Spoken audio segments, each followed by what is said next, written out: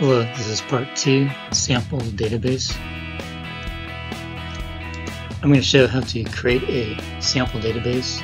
So under Manage Databases, if you press Create Sample Database, what it actually does is it brings you to code samples, and then as if you press deploying an ASP.NET web application with SQL Server, this is the same place.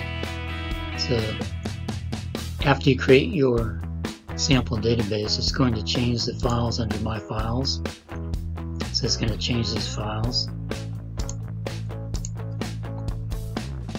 So I'm going to create the sample database now by going in here and press OK.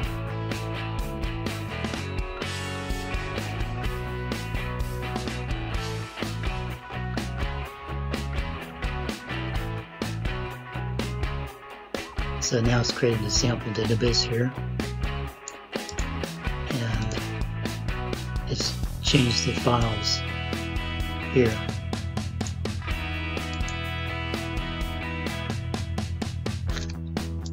I'm going to show you how to find the username and password to your sample database.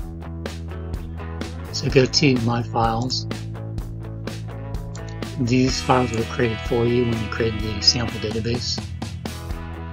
Edit the web.config file and find your connection string, which is right here,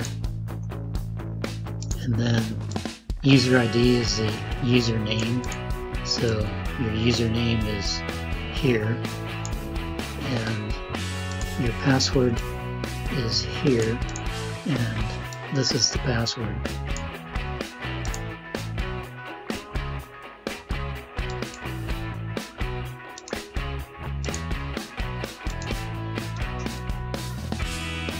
I'm going to show how to test the sample database. All you have to do is press View Sample Database, but I'm going to show you what that does. That's going to bring you to the link to this file here. So I'll go back and I'll press View Sample Database. So that's what this link here is to. And if you press this button, Show Sample Database, it shows the default data that's in the database, and that's working correctly.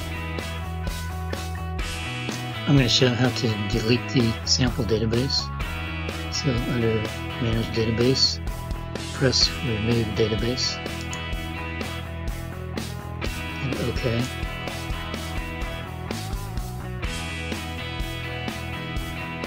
So it deleted the database, and if I go to My Files, it left the files there.